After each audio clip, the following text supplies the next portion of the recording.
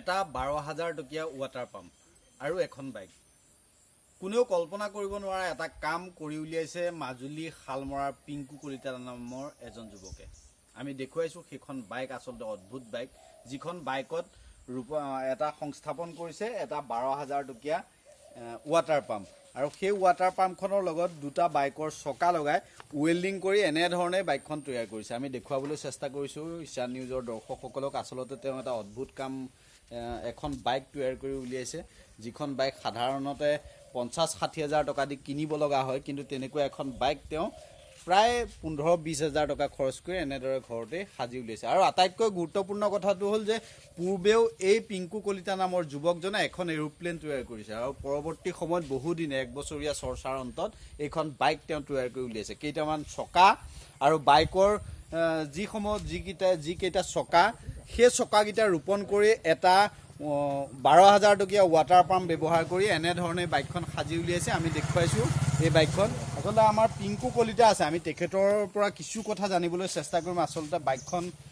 তৈয়াৰ কৰিবৰ কাৰণে তেওঁক কিমান দিন লাগিলে আৰু তেওঁ কি পৰিকল্পনা হাতত ৰাখি আচলতে এনেধৰণে বাইকখন তৈয়াৰ কৰিছিল আমি জানিবলৈ চেষ্টা কৰিম। আচলতে আপুনি কি ধাৰণা কৰি এইখন বাইক আচলতে নিৰ্মাণ কৰিলে? এইখন এতিয়া কেৰাচিন তেলৰ পৰা চলাওঁ মই। কেৰাচিন তেলৰ পৰা চলালে অলপ ৰেটটোও কম, ধৰক 20 টকা এতিয়া 60 কিলোমিটাৰ মাইলেজ যাব। আমি এতিয়া সৰ্বসাধাৰণ আমাৰ মটৰচাইকেল যদি চলাবলগীয়া হয় 100 টকা নহ'লে মানে 30-40 কিলোমিটাৰ যাবই নোৱাৰি, 100 টকা তেল ভৰাবই লাগিব। এতিয়া আমাৰ এখন ধৰক 20 টকাতে হৈ যায়। সেইকাৰণে বনাই চাওঁ বুলি বনাই আছোঁ বাৰু। এতিয়া বৰ্তমান 50% কাম হৈছে আৰু 50% কাম আছেই। এতিয়া এইখন মানে আচলতে কি বস্তু ইয়াতে লগোৱা হৈছে, কি মানে ইঞ্জিন চালিত বস্তু, এটা ৱাটাৰ পাম্প লগাইছে আৰু কি বস্তু ইয়াতে সংযোজন কৰা হৈছে? বস্তু মানে এতিয়া মই এইটো পানী সিঁচা মেচিন আনিছোঁ। পানী সিঁচা মেচিনটোৰ লগত আপোনাৰ মটৰচাইকেলৰ চকা দুটা কিনি আনিছোঁ। আনি এইটো মোৰ ৱেল্ডিং আছে, ৱেল্ডিং নিজে লোহাৰ কিনি ধৰক ৱেল্ডিং নিজে কৰিছোঁ। কৰাৰ পাছত এতিয়া বৰ্তমান চলাই আছোঁ। এইখন বনাওঁতে আপোনাক কিমান দিন লাগিলে? বনাওঁতে এতিয়া বিশেষ টাইম লগা নাই। আমি এতিয়া কিছুমান এতিয়া ধৰক চকাত আছে হেৰি, আমাৰ মটৰচাইকেলবিলাকত চেইন আছে। এতিয়া চেইন নাইকিয়াৰ কাৰণে আমি কিছুমান বস্তু ইয়াত নাপায় কাৰণে যোৰহাটত কাটিবলগীয়া হৈছে। ধৰক লেট মেচিনত নি কাটি কুটি হুইলটো বনাই আনিছোঁ। হুইলটো বনাবলৈ যাওঁতে ধৰক 2 দিন যাবলগীয়া হৈছে, সেইটো কাৰণে প্ৰব্লেম হৈছে। এনেই বনাওঁতে 8-10 দিনত ফিটিং হৈ যাব। আচলতে এখন বাইক বনাবলৈতো বহুত দিন লাগে, হয়। আপুনি 8-10 দিনতে নিজে এইখন বনাই উলিয়াব পাৰিছে। হয়।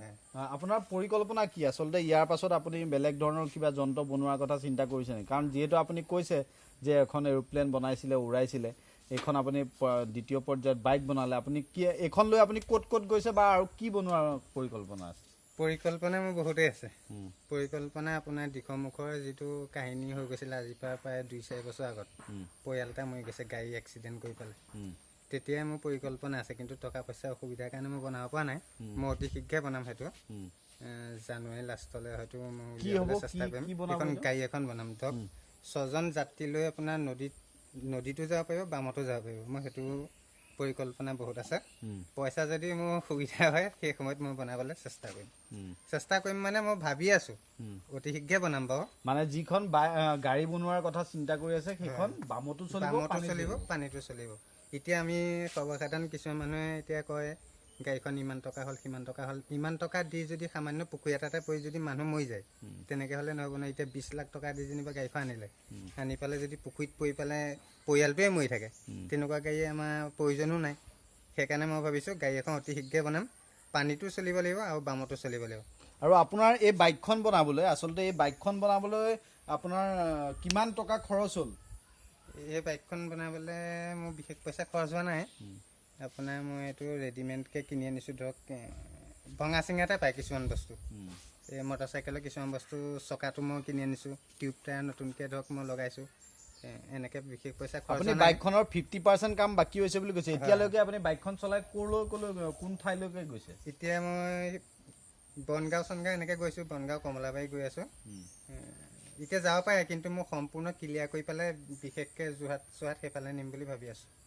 আচ্ছা আমি দেখুৱালো আচলতে মাজুলীৰ অতি ভিতৰৰ এক অঞ্চল বান বিধ্বস্ত এক অঞ্চল হ'ল শালমৰা আৰু এই শালমৰাৰ এজন যুৱকৰ যি মানসিকতা আচলতে সেই মানসিকতাৰে প্ৰতিপন্ন কৰে যে ভিতৰুৱা অঞ্চলত তেখেতক বসবাস কৰিলেও যে তেওঁলোকৰ অঞ্চলতো যে এনেকুৱা ধৰণৰ বিজ্ঞানী হোৱাৰ যি সপোন থাকে আমি দেখুৱালো যে কোনো ধৰণৰ কাৰিকৰী শিক্ষা নথকা কোনো ইঞ্জিনিয়াৰিং ডিগ্ৰী নথকা এজন যুৱকে পিংকু কলিতা নামৰ এই যুৱকজনে ঘৰতে সাজি উলিয়াইছে ৱেল্ডিং আৰু 12,000 টকীয়া এটা ৱাটাৰ পাম্পৰ জৰিয়তে সাজি উলিয়াইছে এখন বাইক আৰু প্ৰাকৃতিক প্ৰদূষণ ৰোধৰ বাবে তেখেতে এই বাইকখন সাজি উলিয়াইছে বুলি আমাক জনাইছে আৰু পৰৱৰ্তী সময়ত তেওঁৰ সপোন আছে যে এখন গাড়ী আচলতে নিৰ্মাণ কৰিব আৰু গাড়ীখন পানীটো চলিব বামতো চলিব আৰু আমিও অপেক্ষা কৰিম তেখেতৰ সেই গাড়ীখন নিৰ্মাণ কৰি উলিওৱালৈকে